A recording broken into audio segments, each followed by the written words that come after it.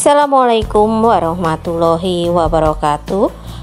Semoga kalian tetap semangat. Hari ini kita akan membahas tentang perubahan akibat interaksi antar ruang.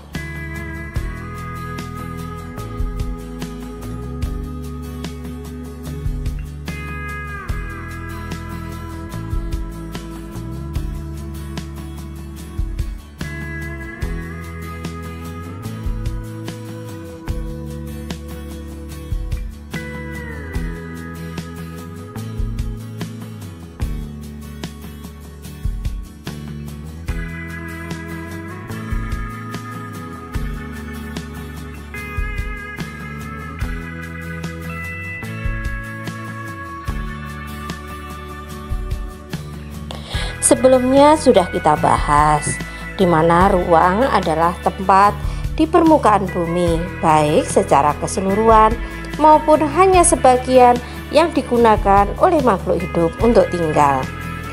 Interaksi antar ruang adalah pergerakan orang, barang, atau informasi dari satu daerah ke daerah lain atau dari daerah asal menuju daerah tujuan. Yang jadi pertanyaan sekarang ini, perubahan apa saja yang terjadi akibat adanya interaksi antar ruang? Dan juga akibat apa yang ditimbulkan oleh adanya interaksi antar ruang? Interaksi keruangan meliputi beragam jenis pergerakan seperti perjalanan menuju tempat kerja, migrasi, pariwisata, pemanfaatan fasilitas umum, transmisi informasi dan modal, wilayah pemasaran, kegiatan retail, perdagangan internasional, dan distribusi barang. Semua bentuk interaksi berdampak pada adanya suatu perubahan.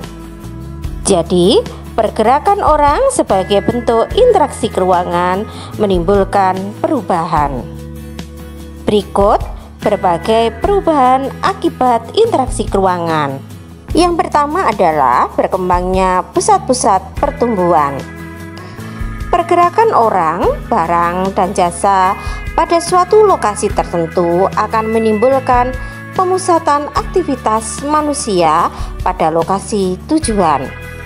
Pemusatan aktivitas penduduk tersebut kemudian membentuk daerah perkotaan.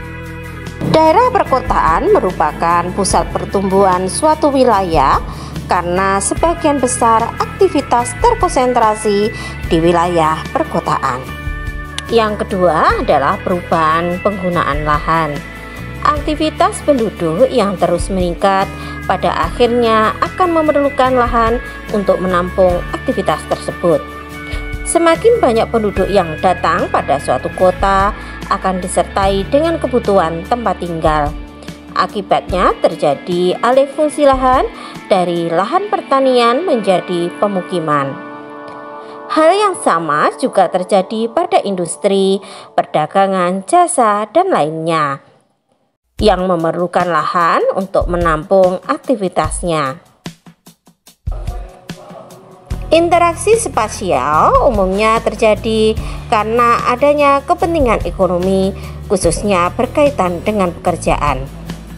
Daerah yang menjadi tujuan pergerakan penduduk akan dihuni oleh mereka yang memiliki pekerjaan yang beragam.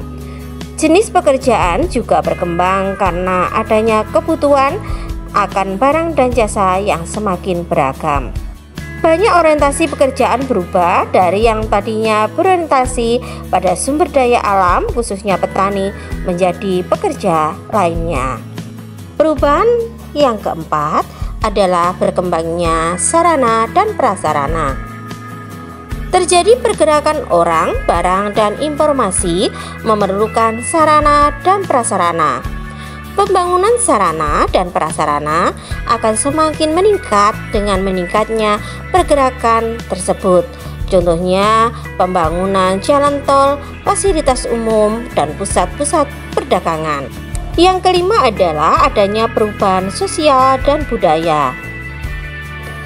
Terjadinya interaksi antar anggota masyarakat akan disertai pula dengan saling pengaruh terkait dengan norma, dan nilai yang dianut oleh masing-masing individu atau kelompok masyarakat. Kelompok masyarakat pendatang dan penduduk asli saja memiliki nilai dan norma yang berbeda. Perubahan sosial yang menyangkut perubahan status sosial. Berkembangnya suatu wilayah karena adanya interaksi spasial akan mempengaruhi status sosial masyarakat.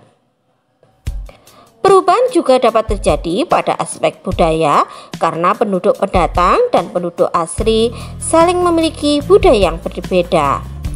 Perubahan sosial dan budaya pada saat ini tidak lagi hanya karena adanya pergerakan penduduk, tetapi juga karena adanya aliran informasi dari suatu daerah dengan daerah lainnya, bahkan antar negara. Yang terakhir adalah berubahnya komposisi penduduk. Interaksi keruangan dalam bentuk pergerakan orang akan menimbulkan konsentrasi penduduk dalam suatu wilayah.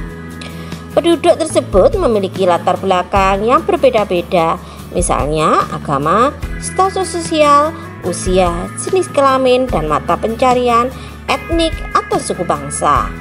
Akibatnya, komposisi penduduk berubah dari yang awalnya relatif seragam, misalnya sebagian besar etnik Sunda, kemudian berkembang menjadi beragam etnik. Bagaimana anak-anakku, sudah paham tentang perubahan akibat interaksi antar ruang?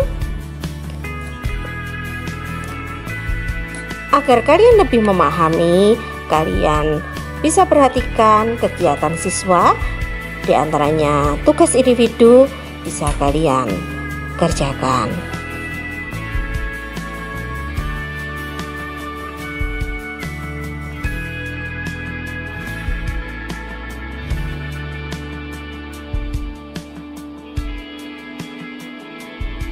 Baiklah anak-anakku, semoga kalian tetap semangat belajarnya di masa pandemi ini.